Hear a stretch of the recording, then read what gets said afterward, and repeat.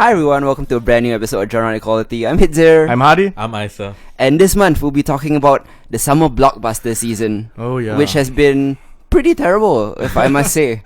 Yeah, okay. Yeah, you're right. The biggest movies of the month, your Dark Phoenixes, your Men in Blacks. International, don't forget. International, Men in Black 4 lah. Yeah. Were quite terrible. Mm-hmm. But it is somewhat compensated by a lot of good TV. Yep. And one excellent franchise addition in Toy Story 4. Yeah. Which went against all cynical expectations and actually delivered a really, really good movie. I mean, seriously, right? Tell me another movie franchise where all 4 movies are good. It's tough. I don't think it exists. It's very hard to really think of it. I mean, if we really think about it, maybe we might come out with it's not at the top of our head, right? No, not at all, man. So it's Toy Story 4 is pretty much a flawless franchise, which is why I think that's our top story of the month. Breaking news: Toy Story 4 is good, guys. Of course, like Hadi mentioned, we're heading into the 4th movie of a 24-year-old franchise. Yeah. And even one helmed by Disney and Pixar, it's hard not to be cynical when it was announced. Yeah, definitely. What could Toy Story 4 do that Toy Story 2, or Toy Story 3 couldn't? And what could it take to make yet another, good Toy Story movie? What could it take to make it feel new? Why risk tarnishing the gold standard of animation franchises and probably the most perfect trilogy of all time? I agree. Well, after watching Toy Story 4, I think we've all come to realize that we should never doubt Pixar. Yeah. Or Toy Story, this particular franchise. They can go up to 400 if they want to. I will believe in you.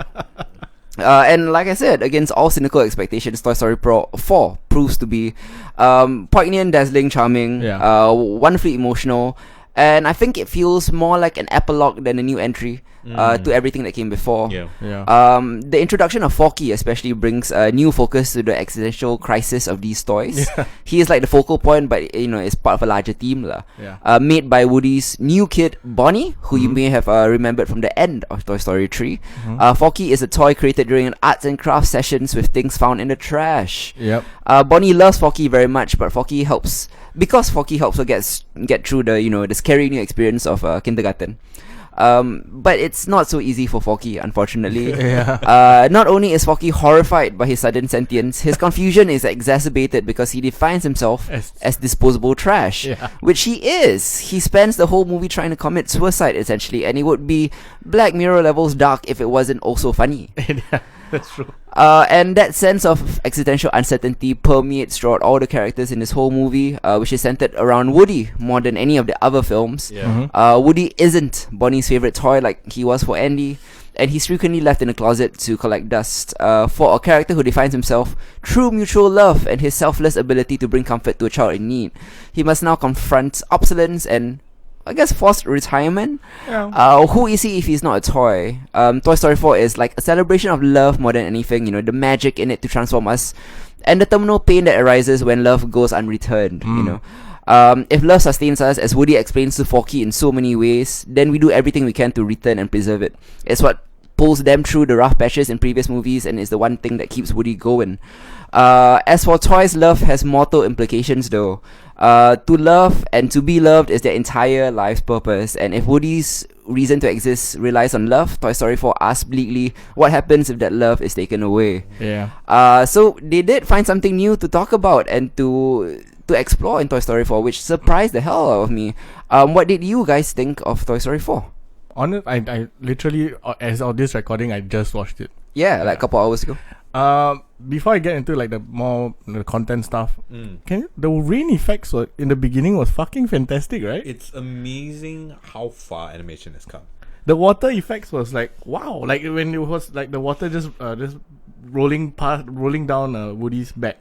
And all that, I was like, holy shit. Or even like the cardboard box that was being soaked. Right? And I was like thinking, this has gone so far. I mean, if you rewatch Toy Story 1 and 2, then you realize that technology is really... It is. But that's not to say that the early movies have aged poorly. No. Yeah. But animation has come a long way, man. And it was fun to... but honestly, this movie touched all the right notes. I really enjoyed... I had a very noisy cinema because it's a kids movie that a lot of kids but still you could have that you really delved into the story of Forky, his existential crisis, existential crisis, and just the fact that Woody had lost his purpose, and therefore using Forky as a crutch lah. You know, trying to regain some sense of purpose through Forky. I thought that was quite fun to actually watch. Buzz Lightyear and his inner voice monologue throughout. Yeah. That was fun. Brilliant. Buzz Lightyear though was kind of reduced to a one joke character in this particular movie, so it wasn't really about him. Yeah, I of guess, course not. But it was entertaining. It was, right? And and the toys kept jumping out of the fucking window. I mean, it's a recurring joke lah, it for was, all of the I think if you aren't familiar with the movie, the premise is Bonnie's family goes on a road trip, and Forky tries to off himself by dumping himself in the middle of a highway, and eventually into the trash, I guess. And Woody endeavors to bring him back, like Hardy mentioned, because he understands how much Bonnie loves Forky. And therein lies the adventure. There's a myriad of obstacles involving a creepy antique store, which is basically a purgatory for toys, and also a fun fair.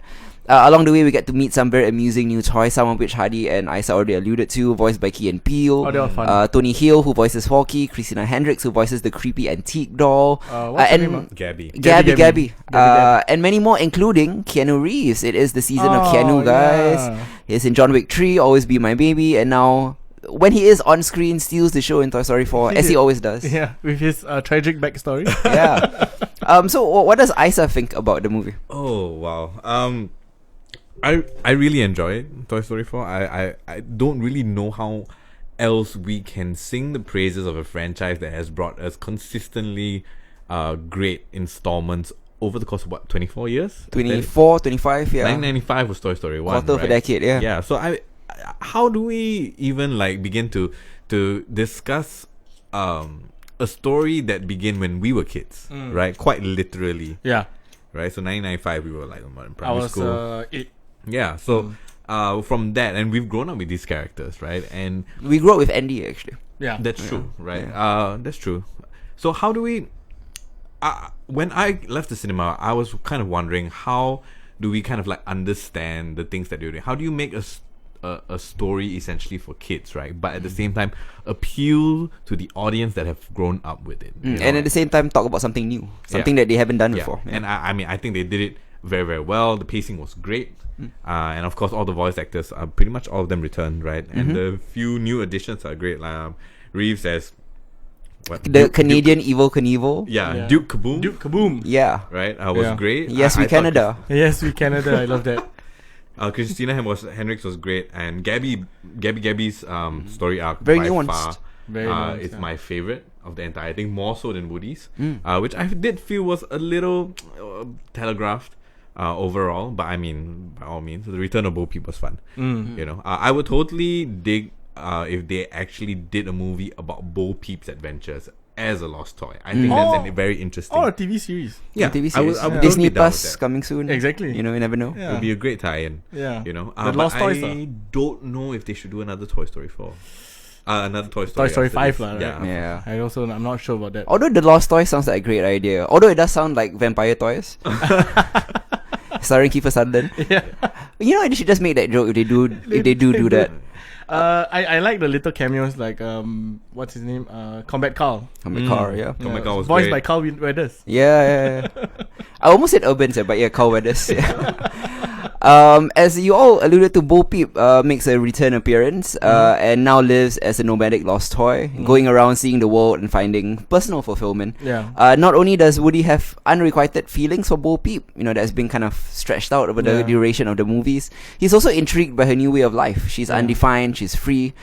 He wonders if that may be the way to go for him, and must reconcile his innate selflessness for his kid and a newfound desire for personal fulfillment. Perhaps he can find the love that he's looking for somewhere else, maybe with Bo Peep. Because strangely, Woody is a 1950s toy. Yeah, that's why it's an antique. Yeah. Exactly. And I don't think that Andy can't be his first owner, right? No, probably from his dad, Right? and Like a etc. generational kind of toy, There right? was a theory about that, right? Like there was a fan theory about how he used to belong to grandfather or something along those lines. Yeah. But you know what's interesting also? I feel that the next story should be set in a dystopian universe. As in when Like only a toys exist. post-apocalyptic world and just toys. So it's like Cars, lah. In a way. Yeah. Because there's a theory about cars. Yeah. That's, I think, one of the less liked. I mean, not among kids, but among us, lah. Among adult for Pixar franchises at least. Yeah. I guess besides its themes, Toy Story 4 is actually the best looking and most vivid of all the movies. They make full use of the advances in technology to craft some fantastically entertaining set pieces and sequences, which are very exciting.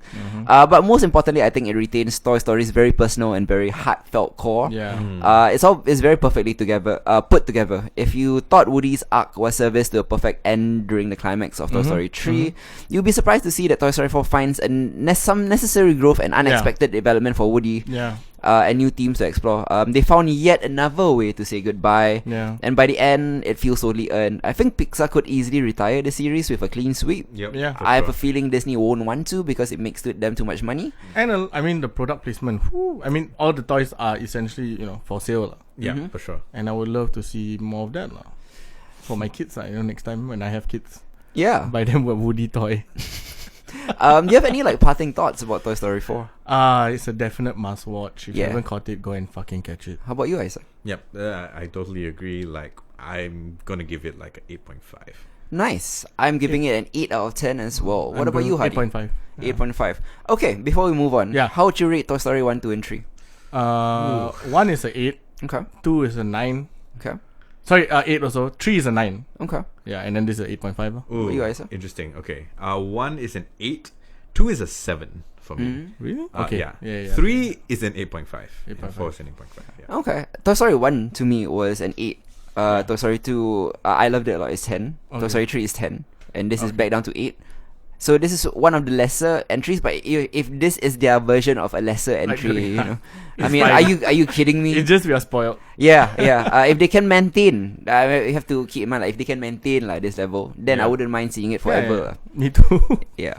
I mean, this really can be one of those franchises where every single movie is good. Yeah. Sure. I wouldn't be surprised if Toy Story 7 in 20 years time and it's still fantastic. Captain America is a great trilogy. I think it's perfect. Planet of the Apes, but not doesn't go up to 4 though. Okay, that's true. Yeah. So that's new. The 4th one, right? The 4th one. A quadrology? So many people were surprised when they announced Toy Story 4. Yeah, everyone I was thought surprised. 3 was great, right? Let's just end it there. It's a good closure. Yeah. What to do? Yeah, so definitely high recommend. If you haven't seen it, go out and watch it. Preferably if you're an adult late at nights to avoid very noisy kids. Yeah, but if you can't, it's okay. Yeah, I guess they add to the atmosphere of a kids movie. Yeah. Next up, I think Hadi would kill me if I didn't put this second because it's a big one for Hadi. Adapted from Terry Pratchett and Neil Gaiman's beloved fantasy comedy novel. We're going to be talking about the television adaptation of Not Good from Omen. Netflix, from Amazon. From Amazon. We'll talk about that at the end. We'll be talking about Good Omens. The new miniseries from Amazon Prime. Yes. I think it is a delightfully twee romp through the apocalypse. It relies heavily on Michael Sheen and David Tennant's devilish bromance and divine chemistry. Good Omens, actually more than a story, follows the unlikely friendship of this angel and this demon amongst a colorful cast of witches and mythical beings and a polite tween antichrist as they try to prevent or at least postpone Armageddon. This may not be an entirely faithful translation as it does have some minor flaws and some liberties but it does what I think is most important. It stays true to the novel's idiosyncratic tapestry, narrative detours and all, and perfectly bottles its irreverent tone. I guess we got to go to Hadi for this one first, as a big lover of the book, and now having seen the adaptation, how does it live up? It was such a perfect.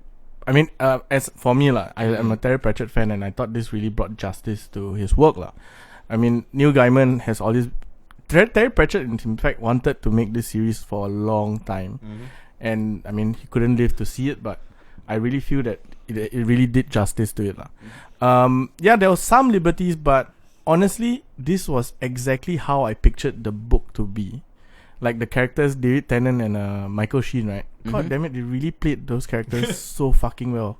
Like that was exactly how I pictured those characters to be. And that's something that I will harp on over and over again because it's unbelievable, Like American Gods, a Neil Gaiman vehicle, definitely, but the first season, great.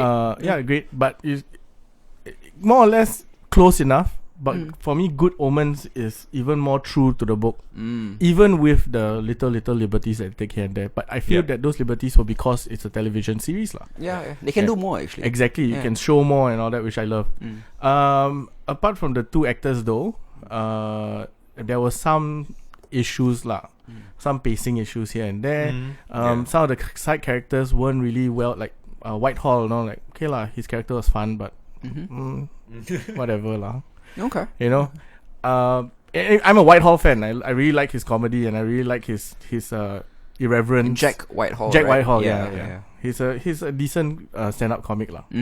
But as an actor, I'm not really that keen on him lah. Yeah. Right. Yeah. But the story, the whole like witch hunter and witch, and it's all really Terry Pratchett-esque in the parody of fantasy stereotypes. Tropes. Yeah, which I really like, and I like that they're really true to the scene. The Antichrist story was great. Who did the actor that they chose, that kid? Brilliant. Just the way like he was supposed to be lah. And I like how the Antichrist was brought up in a very proper English family lah. A very middle class English family. Yeah, in the suburbs. Where he's totally that was not supposed to be his destiny. There were very sweet moments when it came to friendship, which is a theme throughout, with David Tennant and Michael Sheen, and also the kids lah, and their friendship. The appearance of the four horsemen, that was great. That was something I wish that could be expanded on a bit. Like that, I felt was a bit, not really. They kind of just shoehorned it in exactly. to push the plot. But they were also like that in the books, to be fair. Okay. Yeah, they were not really that. But I thought TV series, so you can actually like expand on it, like how they expanded on in American Gods when they expanded on the wife. Yeah. But yeah, overall this series really was true to the book, and I loved it. I had very little problems with it lah. Yeah. What about Isa? Wow. Probably one of the best adaptations this year, I'm thinking. Yeah. For sure, like, wow. Tennant and Sheen are the linchpin of this series. Yeah. Right. And like there's no taking that away from them. The series would collapse. As good as everything else is, right? It would collapse if it wasn't for that ridiculous chemistry that they have. And it's very clear. I think their real life friendship is also extremely obvious in that, right? And both characters are very, very well fleshed out across like this across the centuries, and like every time they meet and all of that, like every moment they are on screen is never wasted, and I really, really love that about it. But like Hadi said, a few pacing issues here and there. I did think that the script was great, but I wanted to see a bit more, especially when we were approaching the climax. Like the last 3 episodes I felt were a bit rushed in my opinion, especially with how the whole second arc felt a lot more full, and Act 3 felt very rushed. Even the resolution itself was also rushed. So overall I highly recommend it. Yeah, I like the whole gay cosmic buddy comedy vibe. It's a romp and a very, very enjoyable one at that. My issue wasn't so much with the pacing because it is a very short series. I think my issue was that like its twee tone gets very one note by the end. Okay. I kind of wanted a bit more diversity in the type of storytelling, but it is what it is lah. Yes. I did feel that they tried, especially like post climax, right, with the whole like choosing their face. Yeah.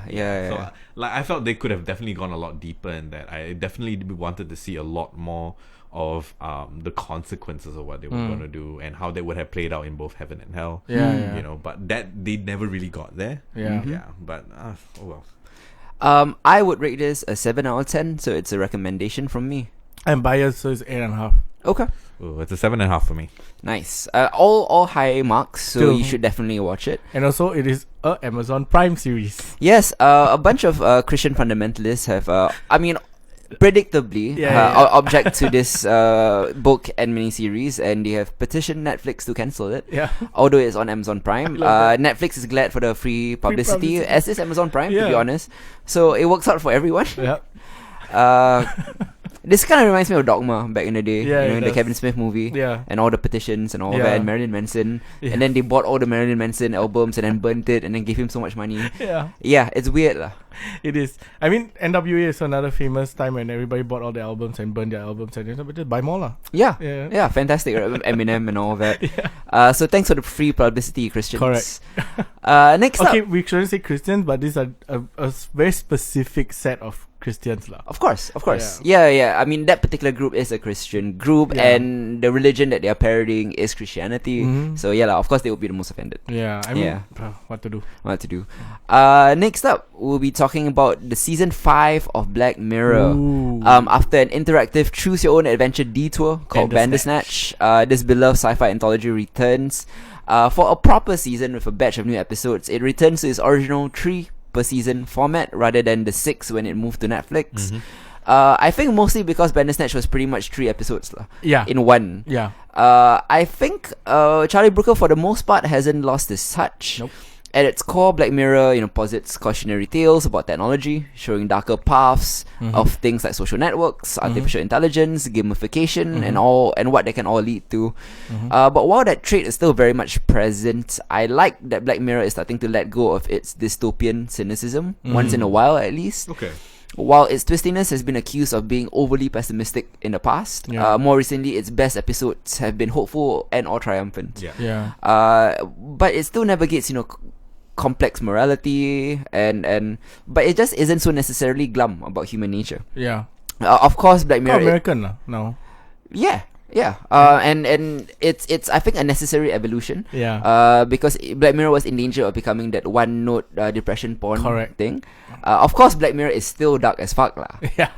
But it's just relatively less dark. Yeah. And season 5 continues to lighten up to varying degrees of Yeah. success. Yeah.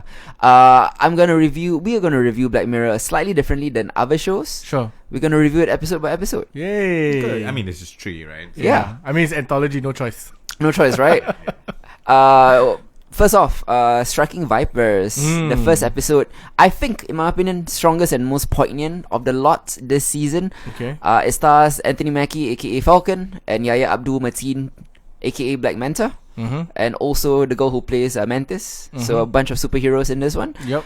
It tells the story of 2 best friends, straight black men who come to use a VR fighting video game, Tekken-esque video game, as a means to explore their sexual identity or gender identity in one case. I enjoyed it because it's refreshingly resistant to labels.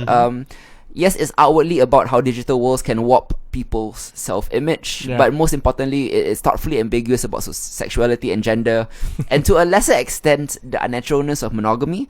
It never pigeonholes these guys as gay or bi or trans. Doesn't matter. Yeah, it doesn't matter. Yeah. It's more about fluidity. It rather shows us how our understanding of sexuality and gender is painfully limited because of how we've been brought up or how society is crafted. Yeah. And our understanding of sexuality and gender is continually evolving, and it will continue to evolve with technology.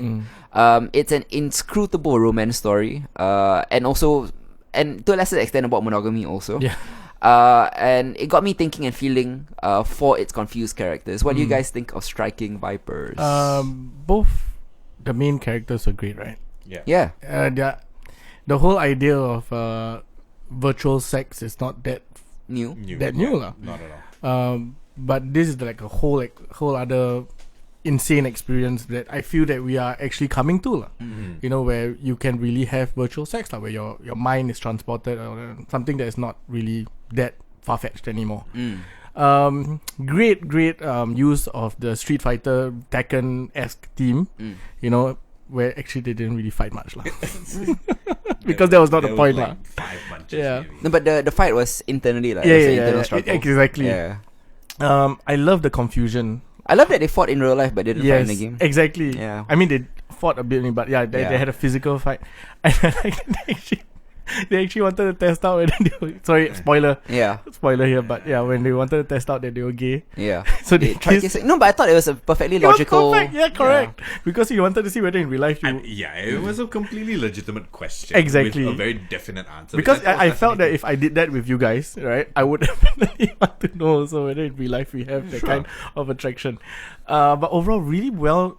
You're right, Hidze. It's really well written. The nuances were all over the place. That relationship between him and his wife, and that tension that was building throughout, and how it kind of, I like how it was very subtle in showing that he wasn't gay because he was checking out other women. He wasn't gay, he was bored. He was bored. Yeah. And that I enjoyed this season premiere.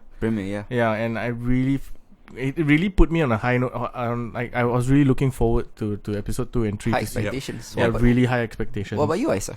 Oh, I think Hardy has covered like kind of the bulk of it, right? Thematically, everything that was going on.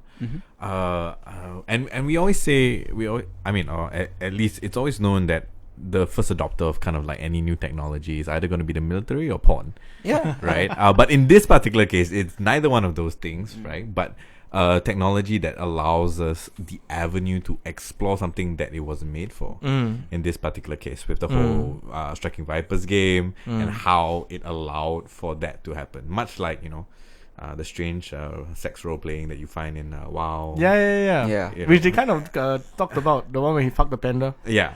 Polar bear. Polar bear, sorry, panda. Yeah.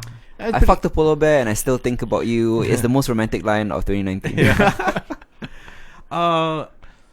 It was great. I thought it was a great way to open the season. Unfortunately, it was also the only highlight for me. Great episode. Great episode for this particular season. Everything else was good, but like this one really it stood head and shoulders. Yeah. This one, the rest were a bit on a decline. I agree. Although they weren't bad. They were just not as good. I would rate this an 8 out of 10 for this particular. Yep, I'm gonna give it an 8. Next one is episode called Smithereens. It's the second episode. It's a bit of a mixed bag and works in some ways but fails in others. This one seeks to be an indictment of technology's addictive qualities, but the execution of how that idea plays out, the review of the way addiction damages one man's life is so blunt and it fails to be meaningful, to be honest. On the plus side, as just a story without its thematics, it's actually a well-crafted piece of tension. And Andrew Scott, aka Moriarty or Hot Priest from Fleabag season 2, is wonderful in it. As is Topher Grace, who makes his second appearance in a Netflix sci-fi anthology this year. He was in that Love, Death and Robots. So I guess it's great on just a story level, but kind of bad on what Black Mirror is supposed to be, which is a social allegory. Its parable is too unfocused. What do you guys think? Honestly, I felt that the fear wasn't that he was being that his life was ruined and whatever lah. I thought the real fear was the surveillance lah. Yeah, the fact that they could track him. How throughout the thing they knew exactly what was going on through his phone, through the tweets. I mean, they called it something else, wasn't tweets, but whatever. And how there was this, you are really powerless when a big corporation if they really took interest in you lah. You know, something again in theme with Black Mirror is not something far fetched. No, it actually takes place last year. Exactly. Yeah. This is more similar to the Prime Minister fucking a pig story. Yeah. In that it doesn't use future technology, it uses present technology. Yeah. And the whole idea of how, and it's true, I mean, we see it on a small scale where your ads are connected to what you're talking about. Yeah, man. Not necessarily what you type, but what you're actually having a physical conversation, and somehow your phone listens to it, and the ads come out appropriately lah. I mean, I do kind of enjoy it actually. Exactly. So I know where to stream the new pay-per-view or something. Exactly. Perfect, yeah. So there is that, because that is the benefit that is supposed to have lah. Yeah, marketing. Yeah, but the other consequence is your privacy is a lie lah. Correct. And I feel that is that trade-off that we as humans would have to do lah. This whole social credit thing that's happening in China and all that, which Black Mirror also had nosedive, is gonna be something that is gonna be pervasive. And I don't know. This was the scary thing for me during this episode was the surveillance and not the addictive quality. Because that one we all know, and it was really on the nose lah. Right. The whole the wife dying because he was checking his texts. But I mean that happens all the time. Whether it was text messages or even before then, is to be honest, that's personal responsibility that he shirked. But I do like the ambiguity of the end. Yeah. Thank God they did that. Yeah. What about you, Isa? Okay. So all in all, it was pretty meh. fascinated me the most, right, I think is probably one of the first times that we have a sci-fi anthology exploring the idea of surveillance being conducted by a major corporation whereby the participation is purely opt-in. Right? Surveillance is conducted by a corporation and not the government, right? Largely, we see that the authorities, in this case the police, and that weird FBI guy, kind of sitting on the sidelines, right, and not completely like involved with that. But so much of that surveillance, outside of the actual tapping of his phone itself, right, comes from the bystanders and eyewitnesses who are on the scene itself, right, and them being able to pull this the whole idea that panopticon is reversed now, right? It is all prisoners watching instead of the eye in the sky. That was the most fascinating part about it. I wish they could have explored that more. But given the vehicle, quite literally, that they were trying, they were using, I don't see how they could have done it any other way. Yeah, and it's interesting to see how the small physical space of the car itself, right, contrasts with like this whole wide network that they are trying to pull information from, when all the drama in and of itself like takes place within the car. With the poor intern. Yeah. Well, I mean, I guess it's supposed to represent how, our worlds are smaller and bigger at the same time. I would rate this a 6 out of 10. How about you guys? I'm more a bit lenient, 7 out of 10. 7, okay. It's a 6 for me. Yeah, I mean, still a pass and still a recommendation. I don't think there's only one bad Black Mirror episode, I feel. Which one? I think it's the Waldo Wally, the animatronic toy that became Prime Minister or was running for Prime Minister. The voice. Yeah, I thought that was really bad. The one when the CIA bought them and all that. Yeah, I thought that ended up being really bad, but I felt that as a solo. Okay, I get that, but I think it's because the other episodes in that season were really good. Yeah, Be Right Back is my favorite of all time. The one with Agent Carter. Haley Atwell. Next up, we have Rachel, Jack, and Ashley 2. Rachel, Jack, and Ashley 2 is a fun episode. It's probably the series' most intentionally comedic to date. It's all relative, of course, because there's a lot of disturbing things that happen here as well. It stars Miley Cyrus as a pop star whose manipulative manager has found a new way to exploit her using a toy called Ashley 2. The toy, which is part AI and part talking and dancing action figure, is aimed at teenage fans, and it's clearly hits its target when a young girl named Rachel gets Ashley 2 as a gift for her birthday. We get some intriguing but well-trodden questions about the nature of celebrity, the commodification of pop stars, and the limits and expectations of fandom. But hey, it's actually a really fun story. It is. Although I've seen and heard it all before, and we get a couple of great Miley Cyrus covers of Nine Inch Nails songs. Yeah. Fantastic. So that's a win in my book. What do you guys think? Miley, great, right? Yeah. Miley was great for convinced. me. I really liked what's that stupid toy called? Ashley 2, right? Yeah. I was going to say Miley 2.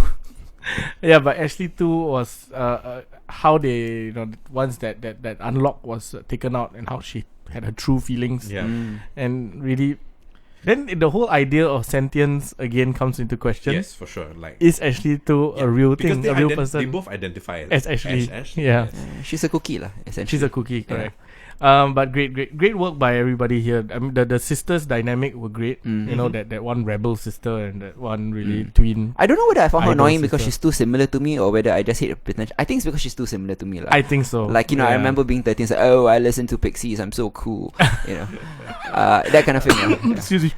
Yeah, but I love their dynamic though. Yep. With even their father, the whole idea of that rat.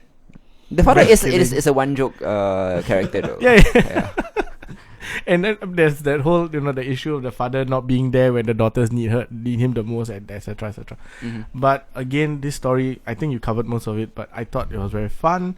It was really dark at certain moments. The one when especially she was in the induced coma. Oh yeah. And how when they're trying to extract the song from her brainwaves, and how ridiculously evil dark, sounding the song was, and then they just tweaked it. Positive slider. Right? Yeah. So when they tweaked it, right, that was the scary part, man. Suddenly the meaning of the what you wanted to convey was gone. It was something totally different, lah. Yeah. But this was fun. Yeah, but again, not like a great episode as the first one, lah. What about you, Isa? Okay. Just honestly, I watched the episode because I wanted to hear the covers. Yeah. Yeah, because the moment they talked about that and the fact that Trent Reznor loves what Miley did for the covers, right, got me interested. But I think what was interesting for me, right, you guys have covered most of the bases, is that what we're also watching right now is Carol and Tuesday. Yeah, right? kind of similar idea. They kind of like the whole idea of like AI produced music, but in this particular case, you can't replace the human element here. They need to keep her alive, otherwise whatever they copied into Ashley 2 could just make the music anyway. Yeah. You know, which I found fascinating, right? Yeah. I mean, other than the fact that it's completely manufactured and the fact that they were going to, you know, this whole hologram thing, which we've been up in arms about since. Yeah, I like that. Yeah, since, you know, what, 5 years ago? 6 Since years ago? Tupac. Yeah. Tupac. So, it's just one of those things that, as a tangent, I found interesting. Overall, it's a fun adventure, right? Yeah. You know, it's kind of like got a buddy cop thing going on. Yeah. And it was great. I was actually very surprised by Miley's performance. I thought that her in her darker moments and being distraught and all that, very believable, very well done. Yeah. Which took me by surprise. Nice. It's a 7 out of 10 for me. 7. 7 here. Sorry, Okay. 7.5. Oh, okay. Yeah. The show the series as a whole, as in the season, was a 7 out of 10. How would you rate the season as a whole? Yeah, 7. Yeah. Same. Ups and downs. Yeah. I think the one true highlight, Striking Vipers, which you should definitely watch if you're pressed for time. Next up, we'll be talking about the second season of an anime that we dearly loved, called One Punch Man. We talked about it a little bit last month on Isa's Anime Corner, but now that the season is wrapping up, I guess we can talk about the season as a whole, maybe spoil a little bit. So I mean, I guess we have to once again voice concerns about, or most of the fans' concerns about the issues of production. The studio switch from Madhouse to JC Staff. Yeah. One Punch Man's highly anticipated second season proves to be worth the wait though, despite the reduction of animation quality. Yeah. I mean, yes, the animation is noticeably different and objectively shoddy in many instances, but it doesn't detract from the series' real strength, which is its subversive comedy, its great writing. We pick up with Saitama as his hero's journey courts challenges from new and old superpowered rivals. An apocalyptic prophecy looms, a hero hunter begins killing heroes, and an organization called the Monster Association seeks to destroy the Hero Association. Yeah. The story's race stakes only complements the show's parody of shonen tropes and its penchant for deadpan punchlines or comedy through anticlimax. Perhaps the action scenes left a bit to be desired this season. But the lessons of each battle and the overall story and the characterizations of Saitama and a number of other side characters are very well done. More than any other superhero story, I think Saitama's OP-ness makes his struggle less physical and more philosophical. The story this season delves into Saitama's boredom, sense of NEY, more so than season 1. And so the focus is on the real meaning of being a hero, which has nothing to do with strength or epic fights, but more to do with morals, courage, dedication, etc., etc. Which perhaps makes Moomin Rider the greatest hero of them all. Yes. Yeah. So what do you guys think of One Punch Man season 2? Okay. Honestly, I was okay with the drop in the production of the quality of the animation, because if you read the manga and the webcomic, he's not great. The manga is a lot better drawn and all that, but even the manga has like characters not really poorly drawn, so it's not something that was that concerning to me. This season also again very closely follows the manga, right? Yes, it does. And I like that the focus becomes less on Saitama and more on all the other side characters. So you have the introduction of King, you have introduction of Fubuki, you have not introduction but the expansion of these characters. You have the expansion of all the Genos especially, and his ongoing struggle to get stronger and stronger and stronger. And the beats throughout the entire season were really on point. Like I felt that it was okay not to have great fight scenes, as long as you ground it in really good moral debates when it comes to Saitama talking to King on I think episode 10 or is it episode 9? You mean while he holds the monster bird? That's episode 1. But I mean like further on in the when he was on the bicycle and they were just walking, or even together. the martial arts tournament guy who quite clearly despises heroes, but then realizes the need for The them. need Why for their heroes, selflessness is important. When he essentially. realized that he was just, he was fucked up. Yeah, and how again they kept true to form and had that spoiler alert when they killed that big Gonketsu monster, yeah. and how they didn't show the fight. I was a little annoyed with that. Why? I have to say. Because I like was you a little didn't need annoyed to at it. see it was a one punch lah. Yeah. Yeah, exactly. But at the same time, like that confrontation would have been interesting. Right? I know, but I guess, but we knew that it was gonna end. Yeah, but like they're framing Garo to be this huge kind of like looming character, right? As the top villain, right, for this particular season, and the whole idea of like above and beyond your physical attributes, like martial arts plays a part. Yeah. In that, and Gogetsu being the top martial arts monster. It would have been an interesting confrontation at very least, even though Saitama would have won it. Yeah. I mean, there's a fan manga that drew out the entire fight. Oh, I didn't know that. Yeah, Okay. and it's really well done. Later I show you. Yeah, but again, the shot of Shuiru, Yeah. his face, when he saw the hit landing, because he was like crying, like, oh my god, I should have done more to keep him and all that stuff. Then in your brain, he's not gonna die. Yeah. Yeah. For sure. I don't know whether Garo is really being set up as the primary villain. My opinion is that he's actually setting up the next primary villain, who is the child that he befriends. Who I think he sees Garo being unjustly beaten up by the other heroes. There's the last part now. Yeah, and that may be the origin story of the real villain, who is the kid.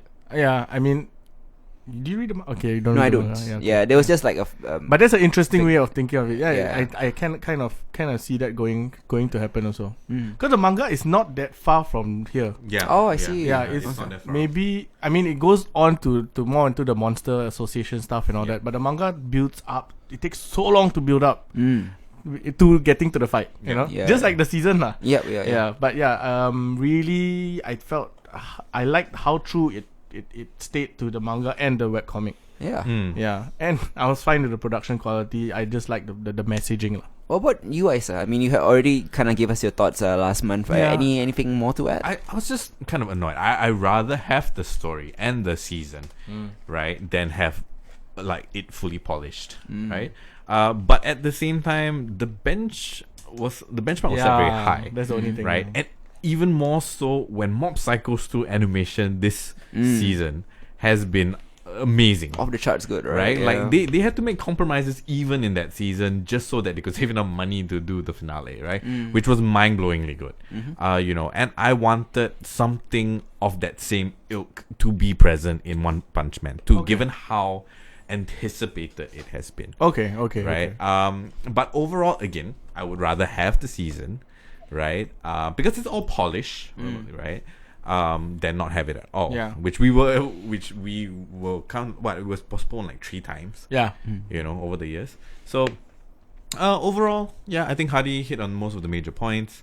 I do enjoy like the very small like slice of life moments, right?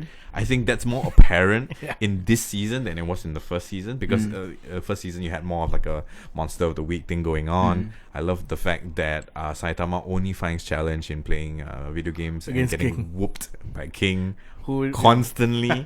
Right, I find that it's hilarious. Low right? kicks, Kicks. Low kick. Many subsequent like weak low Which is kicks. actually a fighting video game trope. Yeah. which I found, it was so funny. I laughed a lot. Yeah. Man, Saitama sucks at video games as much as Anthony Mackie does, and that's Oh my god, striking. you're right. The sex thing aside, like he was really terrible at playing that game. He was. Yeah, He got KO'd all the time. All the time. Yeah. In the end, I think One Punch Man is a 7 out of 10 for me. I'll give it 7.5. Okay. It's a 7 for me. Yes, still a recommendation despite the animation drop. But some people like Hadi may not be too bothered by that. It's just that I didn't read the manga and I was accustomed to a level of animation prior, so this one obviously affected me a bit lah. So that was the only demarcation point. Next up, we'll be talking about Godzilla 2, subtitled King of the Monsters. This sequel to Gareth Edwards' Godzilla film, and also a kind of sequel to Kong, Skull Island, Yeah. addresses all the complaints levied at the 2014 movie. Too many people. Yeah, while the first movie was very light on kaiju action and heavy on tedious human drama, King of the Monsters is kaiju centric to the extreme. 60% of this movie is glorious monster mayhem and giant size kaiju splendor. Whenever Godzilla, Mothra, Rodan, and Ghidorah and the rest are in action, this movie is genuinely breathtaking, beautiful, and I would say biblical in its scale. It's awe-inspiring. But once again, what drags the movie down is the boring human drama and the tired old cliche of, oh, you see, humans are the real monsters. I get it. Look, I understand that Godzilla movies traffic in eco and atomic nuclear energy allegory. Of course it does. I mean, that's the origin. Yeah, and when well done, it complements the monster fights really well. The problem is Hollywood is so ham-fisted in this regard. I mean, thank God, or Godzilla, that this one has so much kaiju spectacle to compensate for its stupidity. What did you guys think of Godzilla King of the Monsters? Because Millie Bobby Brown, I really could, that whole story arc with her and the mom and her whatever, could we really not done with that lah. But they were there for exposition purposes also lah. I like that the dad is like a can do all things kind of guy. Like, strategy. I can do strategy. No problem. I can do biology. I can do anything. I can take a handgun and hunt down a SEAL team. He can probably coach a football team too. Exactly. Nice reference there. Friday Night Lights reference there. Big fan of that show, guys. Yeah.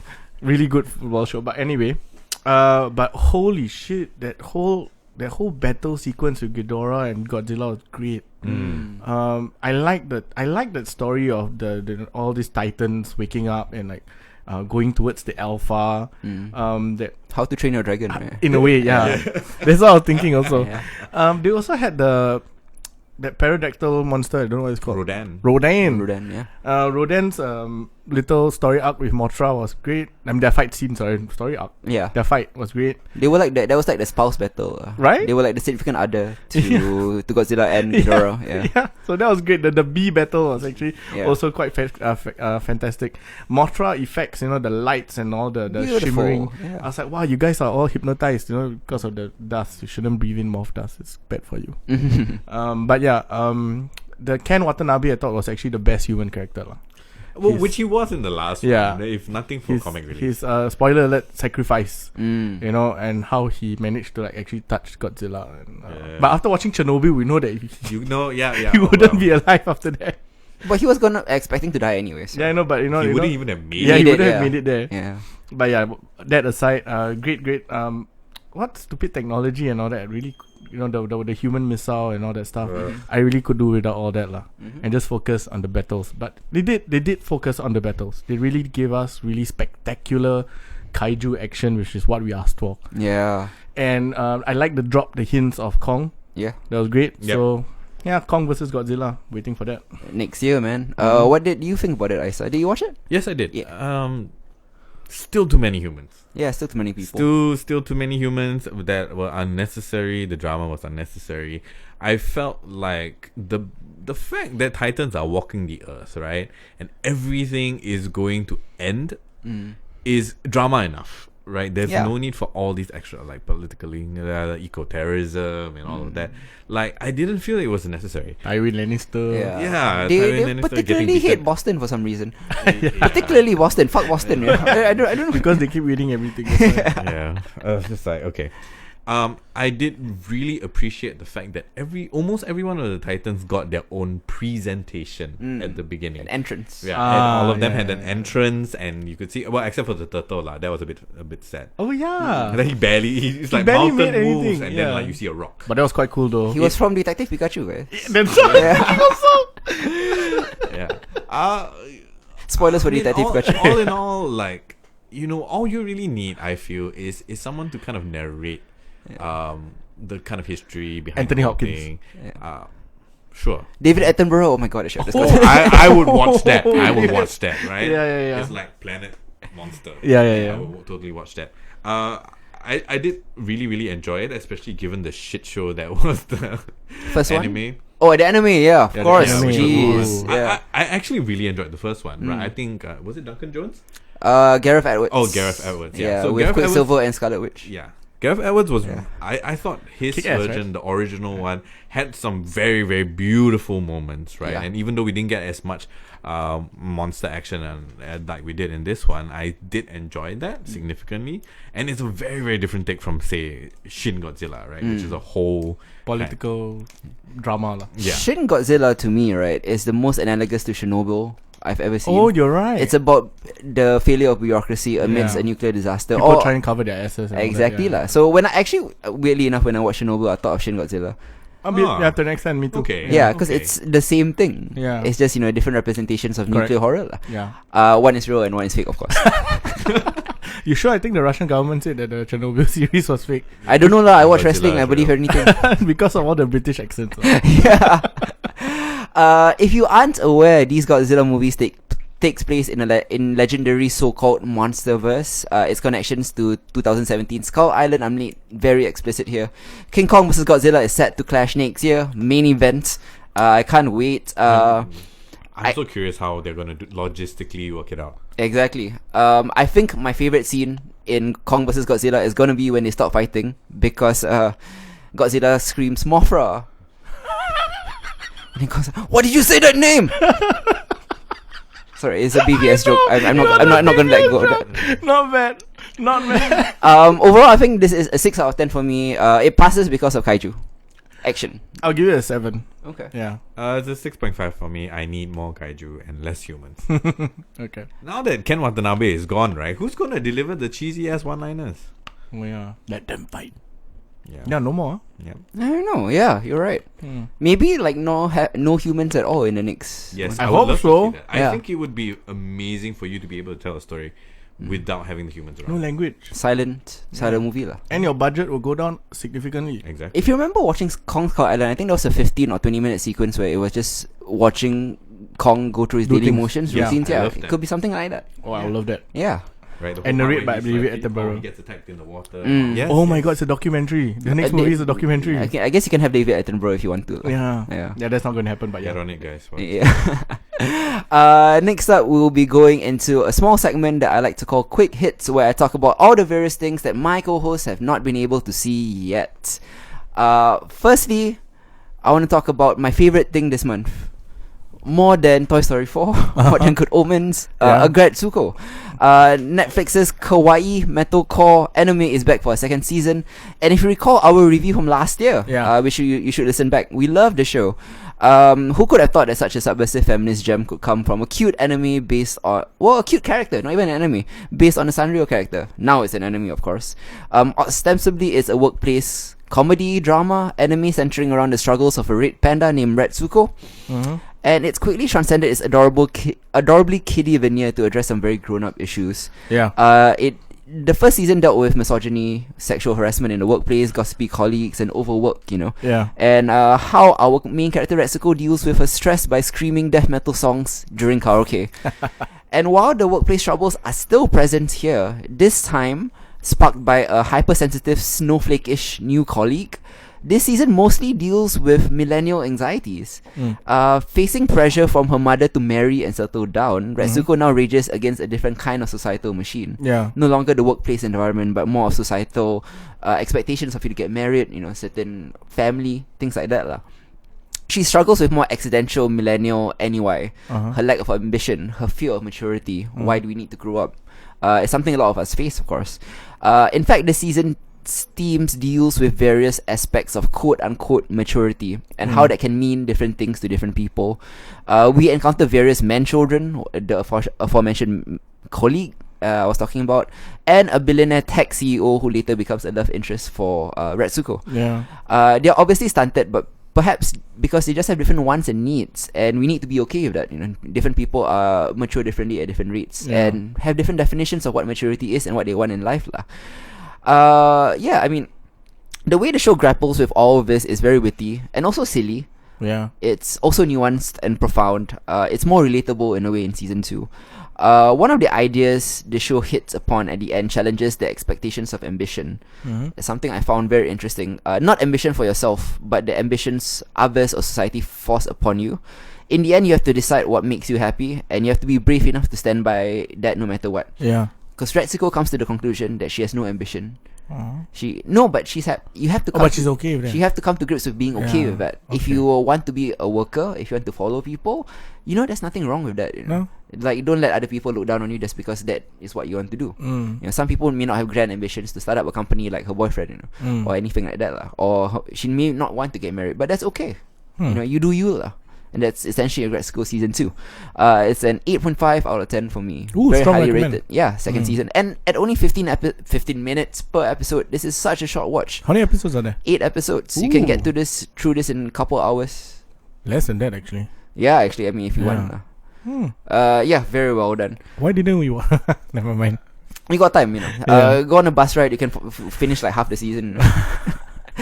Next up, I'll be talking about a good show, but something that I have kind of an issue with. It's a German time travel series called Dark. It returns for a second season, and it remains dense AF, dense as fuck, super twisty, super challenging, but also remains very addictive.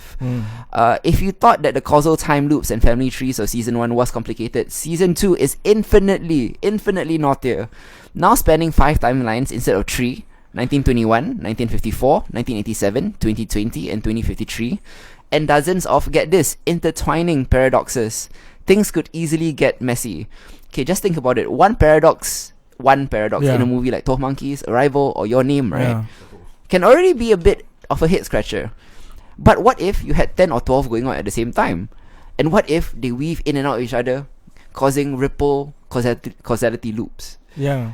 So, how the hell do you keep up with this? It sounds confusing, right? It does. But weirdly enough, Dark Season 2 is actually easier to follow than Dark Season 1. Really? That's because the plotting is so airtight.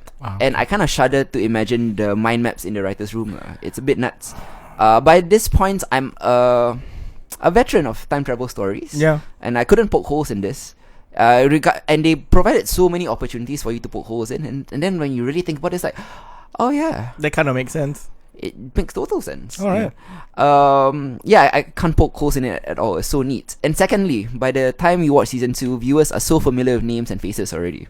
For example, in season 1, let's say there's a revelation, a dramatic music, dang dang dang. Like an old lady in 1986 reveals that she's actually Claudia Tiedemann from 2052, and then dramatic music plays, right? Yeah. But rather than registering that revelation, in season 1, I was thinking like, which one is Claudia again? Because I couldn't like connect the names to the faces. But now I'm familiar, so you can connect it easier. Yeah. So some people might hate it, but I love that the puzzle box show refuses to slow down. It just doesn't. There's no previously ons. They expect you to like keep up. It doesn't coddle you at all. So this season is like this gargantuan feat of narrative structuring that dwarfs any time travel story I've ever read or seen. The only downside is that while it is thematically fascinating because it explores fate, choice, and predeterminism in more mindfucking ways than I've ever seen, and in a variety of mindfucking ways, it's also always intellectually stimulating. But there is very little space for any actual emotional resonance or character development. Because if everything and everyone is a plot device with no free will, the timeline cannot be changed, it's impossible to get invested in these people. Because, that's it lah. There are a lot of tragedies and heartbreaking circumstances that befall all of these characters in season 2, but they don't feel tragic or heartbreaking. You just kind of register the poetic irony of what's happening, and you see the puzzle piece falling into place, and you're like, aha. But you don't feel the tension, you don't feel the heartache, you don't feel the sadness. So Dark Season 2 is amazingly rewarding as a thought exercise, but kind of falls short as a drama. That being said, right, I kind of judge shows or movies based on what they want to achieve and how successfully they've achieved it. I'm not going to be overly critical of John Wick because of his lack of meaty character drama, right? Yeah. Just like I'm not going to feel The Godfather because of his lack of action sequences. So Dark wants to be a brainy thought exercise, and it more than succeeds in that. Okay. And I'm telling you, this is the kind of stuff that like John and Christopher Nolan, right? When they want to jerk off, they watch this. Like they don't go to Pornhub, they go to Netflix, they click on Dark, and then they start jerking off. It just feels very tedious to watch this. It is. Season 1 is tedious. Season 2 is very faster paced. Okay. Because it cuts down from I think 12 to 8 episodes. Oh, okay. And the characters are more proactive now rather than reactive to the mystery. Okay. Season 1 was a mystery, they're trying to figure out what's happening. Season 2, everyone knows what's happening, and they're all using time travel devices themselves to try to fix what's happening, which causes what is happening. All that. Wow. Okay. 7.5 out of 10. Whoa. I demarcate, I bring it down slightly because of the lack of character, drama, motivation, emotion, things like that. But I guess, it succeeds in what it wants to be. Like, it doesn't intend for you to feel things. It intends for you to think things. So yeah, 7.5 out of 10. Not bad. Sticking with Netflix now. Let's go with the MCU's latest and last addition to the Netflix universe. Jessica Jones. It comes to an end with the third and final season of Jessica Jones. How did this go? Yeah, obviously there's a lot of pressure and expectation heaped upon a show that they didn't even know it will be put in this position when it was filming, right? They know it was going to end the MCU Netflix universe. But the good news is season 3 is much better than season 2. Okay. Featuring stronger storytelling and some genuinely compelling drama between Jessica and Trish, aka Hellcat. Obviously, spoilers for season 2 if you didn't watch it. It ended with Trish murdering Jessica's mother. Yeah. And that's the kind of thing that, you can't get over. So it offers some meaty material. The bad news is that Jessica Jones season 3 is emblematic of every other Marvel Netflix season. Oh no. It's the same thing. It gets bogged down by some truly dull subplots. It's a tale of two halves. From episode 1 to, I would say, 6.5. Yeah. It is like watching paint dry. Except paint dry is probably more interesting. Except for maybe episode 2. Episode 2 was really good. It's a Trish-centric episode that was directed by Kristen Ritter, who is making her directorial debut. Yeah. So that was a really stunning episode. And Ritter, I think, has a future as a director because some of her visual flourishes really made the episode stand out. Okay. The other episodes are very pedestrian, very simple, right? So, but basically, episode 2 aside, the first half of the season really sucks. Primarily because its new villain is the most boring serial killer I've ever seen on television. And keep in mind, I watched the last 2 seasons of Dexter. But then suddenly, developments in the last part of episode 6 kicks things into high gear. And then episode 8 really wowed me with a fantastic twist. It genuinely made me jump and scream in my living room, that kind of thing. I think it's the best twist that any Netflix show has ever done. Okay. And when you get... The problem is getting to episode 8 lah.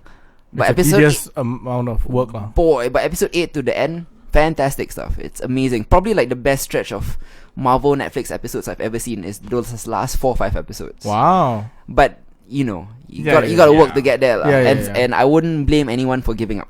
Okay. The last stretch is invigorating but also frustrating because it reminds us of Marvel Netflix's overall legacy lah. In that when watching the shows at the height of their greatness, we wonder why it's only that way 50% of the time. As usual, it's a mixed bag of a season. Spoiler alert, the finale actually features a cameo from Luke Cage, who's now a crime boss in Harlem. As we know from the end of Luke Cage. It's a position he reluctantly took, and though his visit with Jessica was friendly to help her out, it kind of teases that Luke Cage might be Jessica's next villain in a proposed new season, if there was going to be one. Yeah, because they said that they might actually reboot the entire thing, right? Who knows, right? But Luke Cage being a Jessica Jones villain seems like a very interesting direction, but what could have been lah. I mean, spoiler alert, in the comics they're married, right? Yeah. They've been married for like 20 years. Exactly. It's not a big spoiler. Not a big spoiler, yeah. It's a 6 out of 10. Wow. Yeah, like 0 out of 10 for like okay. first half. But and then the end was great. The end was great. Yeah, 6 out of 10 overall. If you can make it to episode 8, it's rewarding. If not, fuck it, give it up. Yeah, and just wait for the Disney Plus one to come out. Just wait for the Disney Plus one to come out. Yeah. Oh boy. Okay, I'm gonna wait. I'm gonna leave X-Men Dark Phoenix and it might be till later. I'm gonna talk about another shitty TV show right now. Oh no. It's called Nosferatu. It is spelled as N-O-S number 4 letter A number 2 Nosferatu. Before you go into this, right? The longest time when I saw this title, I kept saying it as Nos 4A2. It never occurred to me there was Nosferatu. Yes. It is Nosferatu. And I watched the trailer. It really looks bad. Yeah. It's adapted from an actually acclaimed horror novel by Joe Hill, who is Stephen King's son. Nosferatu is a new series on AMC starring Zachary Quinto. Okay. It follows Victoria Vic McQueen, a young artist who discovers that she has a supernatural ability to track down the immortal villain Charlie Manx. Manx feeds off the souls of children, then deposits them into Christmas Land, a twisted dimension of Max's imagination where every day is Christmas and unhappiness is against the law, so you must be happy. So the positive is Quinto is actually a really creepy villain. He's great at that. He has that face. Yeah, he's basically just doing his hero's character again. Yeah, that's what I was gonna ask. On the negative side, the show sucks. On the negative side. This show sucks. Yeah, that is a review right there. That's a review. Any flickering glimmer of quality gets smothered by a drab visual palette and sluggish plotting and some crushingly dour tones. It's a 4 out of 10 for me. Okay. Yeah, 4 for Nosferatu. That's fast. Next up, we have X-Men Dark Phoenix. Woo woo. After 20 years and 12 movies, Fox caps off its run with the X-Men franchise by redoing the classic Dark Phoenix saga. As we all remember, Brett Ratner's X-Men The Last Stand was a clusterfuck failure of epic proportions. Yes. And the movie's writer, Simon Kinberg, The Last Stand's writer, mind you, Simon Kinberg, of all people, was given the task to write and direct Dark Phoenix. Keep in mind, this is his directorial debut too, so he has no experience at all. Okay, but I was trying to be optimistic, and try to go in with a positive view, right? The story that gave me hope. Have you guys seen Heat? Yes. It's directed by a great director called Michael Mann, right? Yes. So, okay, Michael Mann, if you did not know, had a mulligan. Much in the same way that I wanted to give Simon Kinberg a mulligan, Like, yeah, you're second step at it, maybe you do better. Yeah. So, Michael Mann actually made a movie in 1989 called LA Takedown. Okay. It is fucking terrible. It is horrible. Yeah. And then when Michael Mann became Michael Mann, Yeah. he redid the movie and called it Heat. And it was Exact same script, line for line, just changed the actors. Yeah. And wow, Heat became like an all-time crime classic, right? Mm-hmm. You can actually go YouTube LA Takedown right now and you watch the diner scene played by two completely different actors, and see the level of difference that great acting can infuse into a script. Because they said the same lines, the same words, set in the same position, And that's but was so different. because the actors are The different. actor, Pacino and De Niro, like at the height of their powers. The greatest actors of all you know. time. They were kind of sliding at that point, but they brought it for this particular script. So yeah, I thought second step, maybe Simon Kinberg can like do a Heat. Yeah, no lah. No. Far from it. The good news is that the second step isn't as bad as The Last Stand, I think. The bad news is that it's not good either. It's almost heartbreaking to see this incredible ensemble of actors like Michael Fassbender and James McAvoy kind of try to bring this soulless, toothless, and worst of all, dull film to life. I think after the highs of Logan and Deadpool, and even X-Men First Class and Days of Future Past, this was a sad way to end Fox's run and a fucked up way to once again disrespect one of comics' greatest storylines. One wishes they could have done something less silly and with more emotional stakes and or closure. Movies like this, I think, are the best argument for why the MCU needs to reclaim this IP. It has, right? It has, yeah. It's the best argument for that, lah. I think, like, if the series or the franchise ended with Logan, perhaps people will be having doubts. But after it ends with this, people will embrace Kevin Feige as the savior. Yeah, I think that Isa watched this. Yeah, I did. Yeah, do you want to jump in on this one? Oh goodness! Like, where do we begin? Honestly, it is kind of a waste, right? To lose some of the characters that we've come to know and some of the actors who have played them, right? In particular, for me, it's Fassbender, because as terrible as this movie was, Fassbender played the shit out of that role. He always goes above and beyond. Yeah, and even McAvoy couldn't deliver. This time around. I'm not a big McAvoy fan. I think he always ends up playing the schmuck kind of character. But like this time around, I think Fassbender really did his best, right? In what was not just a mediocre and very, very poorly done movie, right? But the concerns that people were having about the fact that they changed the entire ending because it bear too much similarity to Captain Marvel was disturbing, right? So I'm kind of curious as to if it could have been any better had they stuck to the original ending. No. But after this, I'm just like, you know whatever. Like Sophie Turner, the ending was like one of the problems, but it wasn't the only problem. Yeah, for sure. Sophie Turner did okay, right? Definitely not anything as outstanding as some of her censor Game of Thrones work, right? But she never. I had this problem with her appearing as Jean Grey in the earlier movies as well, right? She never really comes across to me as being Jean Grey, right? What was the actress's name? I have no idea. Yeah, so I thought that she was Rebecca better. Romijn? No. Mystique, right? Yeah. Famke Janssen. Yes. Like, I thought she made a way better Jean Grey. There was a lot more there. Like, the whole Jean's entire confusion and her sense of betrayal and all of that never really comes through with Sophie Turner's kind of very almost stoic presentation of it. Right, it felt like more like an intellectual exercise that she was going through in her head than an emotional one, which is problematic because the whole idea is that Phoenix as an entity thrives on that, right? On like raw trauma, pain, emotion, right?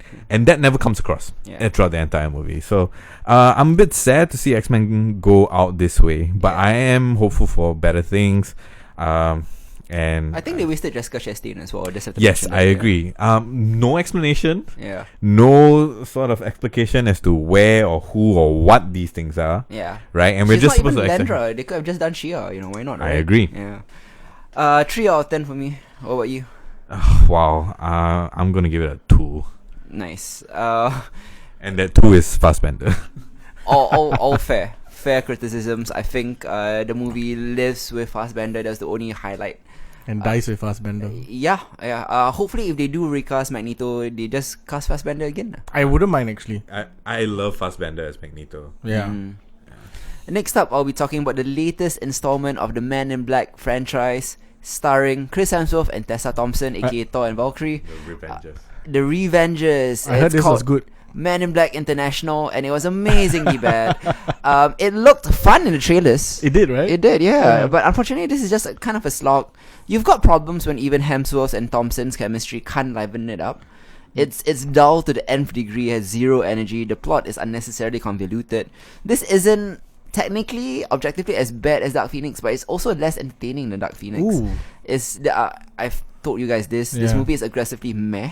Yeah. I'll take bad over boring anytime, and this is just boring without any real flaw to it. To be honest, it's just so pedestrian. It's so weird that MIB has so much potential to be a fun movie. Yes, it does. And with all the production issues plaguing the shoot, it's no wonder that this movie sucks.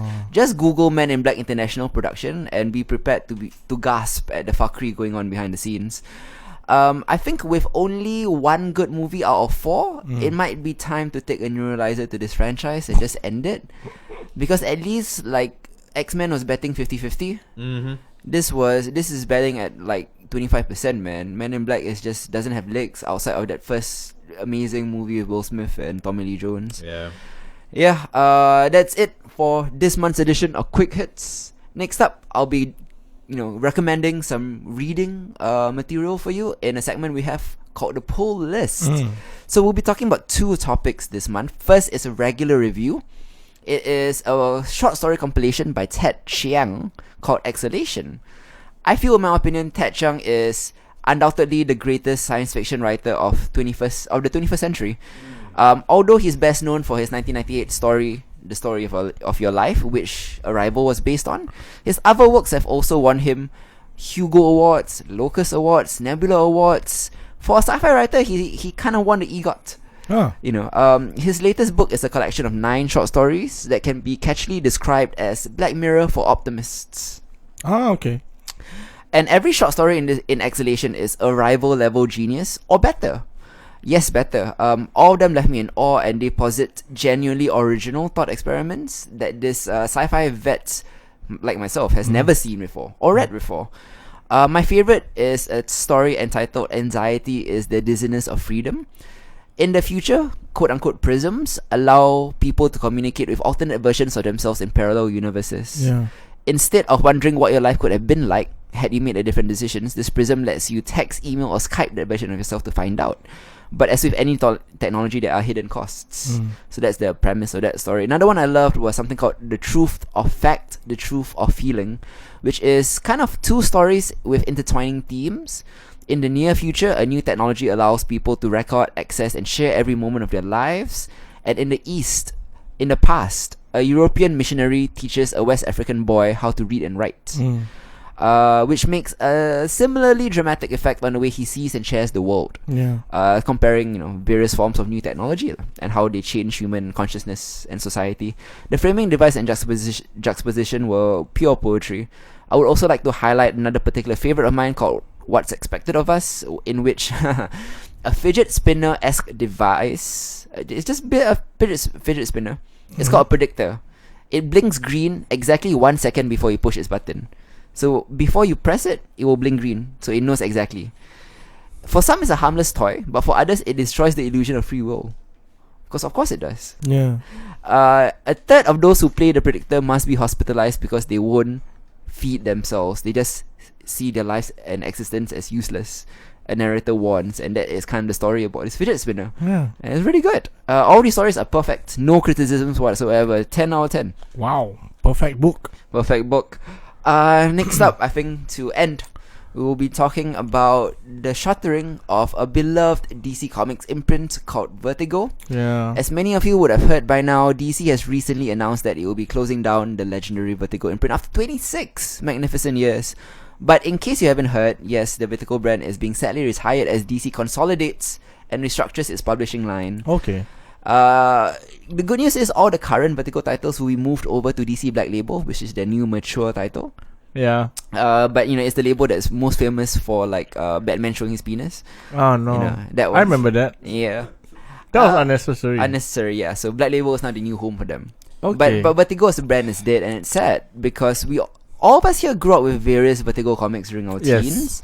As we sought to read darker and more mature comics, as we grew older. Yeah, as we grew older, Vertigo was the cutting edge of mainstream American comics. It's the HBO of comics, if you will. And it wasn't like edgelord kind of shit. No, that was Image. Yeah, exactly.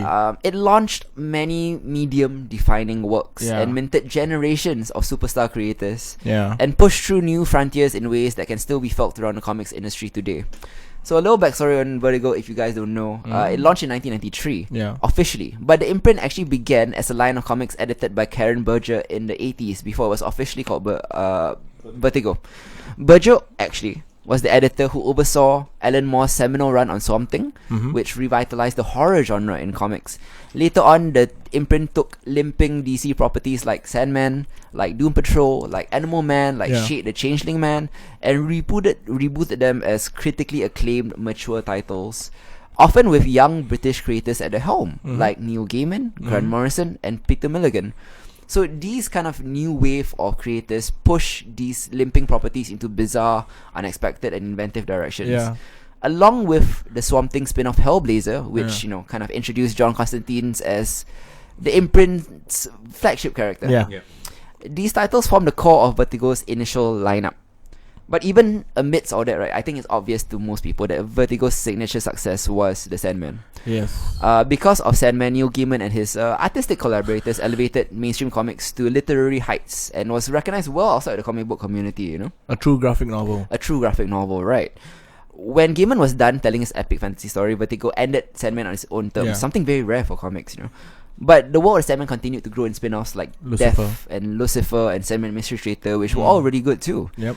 And then in the post-Sandman era, Vertigo continued to thrive with books like Garth Ennis's Preacher, Warren Ellis's Transmetropolitan, Bill Willingham's Fables, Brian Azzarello's 100 Bullets, Jason Aaron's Sculpt, and just take a minute to let those names sink in, because they weren't a big deal before Vertigo picked them up. Yeah. The stars of Vertigo were not characters, they were creators. They established writers as superstars, Before Scott Snyder became the definitive modern Batman writer, he earned critical acclaim for American Vampire on Vertigo. Before Brian K. Vaughan wrote Runaways and now Saga, he wrote Why the Last Man, another seminal Vertigo book. All these careers were launched by Vertigo. And while I think Vertigo might be gone, I personally think its influence we felt around the comics industry forever. I mean, do you guys have any favorite titles or memories of Vertigo you want to share? I mean, Sandman, definitely, right? 100%. That's your late teens. You started reading Sandman, and that was like, holy shit, this is a comic. Yeah, it was like this twin thing at DC, with Watchmen coming out and Sandman also. Yeah. So DC was really pushing the edge at that time. Yeah, and so that was when DC kind of overtook. I felt overtook Marvel in telling stories, in developing really diverse and beautiful worlds. Yeah. And yeah, Vertigo was the place to be. Yeah. So it's definitely sad, but also I hope that they can transform Black Label. Oh god. I mean, it really needs a transformation. Yeah, for sure. Yeah, DC Black Label doesn't have the best of reputations. Of course. Yeah, so hopefully because the Vertigo writers are going there, right? Yeah, they're just kind of transferring to another Exactly. section. So hopefully we will have less Batman penis and more, diverse, crazy, surreal kind of stories lah. Yeah, I hope so. If you could rank your top 3 Vertigo titles, what would it be? Sandman, Lucifer, and Preacher lah. Nice. How about you, Isa? Thoughts on Vertigo, and maybe Eddie, and rank your top 3 Vertigo titles. I'm kind of sad. Okay, wait. But that was a cheat because those are the only 3 titles I read. Okay, that's fair. Yeah. Okay. Wow. I mean, it's definitely sad, right? And I wish it could have been the other way around, right? They should have just folded Black Label into Vertigo, or just drop Black Label.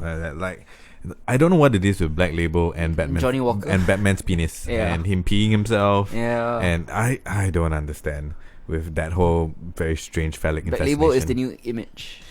Oh no, I mean it's a bit unfair to Image because right now Image is killing it. They have Sega and all that, monstrous. Yeah, Sega is great. Yeah, it's kind of sad. I mean, so long as the creators are around, I do have hope for new and big things to be coming out of that. Hopefully, they can continue Vertigo's legacy. It's very sad to see the name die. Because it is the moniker itself is very indicative of what it became, right? When I see the Vertigo label, it reminds me of the static in the HBO coming up on TV. It represents the same quality. Yeah. And it's just sad because Vertigo was a stamp of quality. Yeah. Right. That you always knew that something interesting, something that pushes boundaries will always come out. So it's a little sad, but the creators are still around, so we'll see. We'll see how Black Label does. Top 3. Okay, I'm gonna say Sandman, of course, Transmetropolitan, and Why the Last Man. Nice. I mean, for myself as well, Sandman obviously number 1. Why the Last Man number 2. 3 is Transmetropolitan. Although I do have to shout out Fables, which I really, really adore the art. Fables is a close. I mean, of course. You mentioned Preacher already, Hellblazer, Doom Patrol, 100 Bullets, Lucifer, Swamp Thing, Constantine, so many great characters coming out of Vertigo. Yeah. So sad to see it go, and a lot of people forget that we didn't include limited series as well. We didn't. Yeah. V for Vendetta, man. Goddamn. Yeah. A lot of great stuff from Alan Moore. Yeah. Came out on Vertigo. Yeah. Grant Morrison and all of that. So many great creators who are still working today. Yeah. Hopefully they find a home in Black Label, or maybe they go to Image, which a lot of them have done Also as well. killing Brian K. Bond went to Image, for example. And I think he has 2 titles on Image. He has Paper Girls and Sega. So, R.I.P. Vertigo, we hardly knew you, but you gave us some great times. Yeah. I think this is it for this month's edition of Genre Equality. But before we go, let's talk a little bit about what we'll be covering next month. What will we be covering? The day after you listen to this recording, a great movie called Spider-Man Far From Home will be coming out. Ooh. So we're excited for that. Also, we're excited to hear Beyonce in The Lion King. That's fun. Stranger Things 3, which actually dropped a couple of really amazing trailers. Some of the they best trailer work I've seen in movies or TV, actually. So it gets me excited for Stranger Things again. We will be talking about the one and only season of Swamp Thing. Speaking of Vertigo. Yeah. We'll also be covering the new Danny Boyle movie called Yesterday, which posits an alternate reality where the Beatles don't exist. Yeah. We'll be talking about Child's Play, the reboot starring Aubrey Plaza. And Mark Hamill. Mark Hamill as the voice of Chucky, and also Paperboy. Paperboy. Brian Tyree Henry. Yeah. Again, yeah. Paperboy. The guy is working, huh? Paperboy and Keanu Reeves should just be in a movie together. Yeah. Oh my god, that's an idea. Yeah. I'll also be talking about an indie zombie comedy from Jim Jarmusch called The Dead Don't Die. And for my reading recommendation next month, check it out. It'll be another short story collection called Someone Who Will Love You in All Your Damaged Glory. Aww. For a title like that, guess who wrote it? Who? Raphael Bob Waxberg, aka the creator of BoJack Horseman, of course. So that is his new short story collection, which I haven't read yet, but I will go pick it up at Kino in a couple of weeks or something. Okay. Then I'll read through it. Till then, this has been Hitzer. I'm Hardy. I'm Isa. Goodbye. Bye bye. Selamat Hari Raya.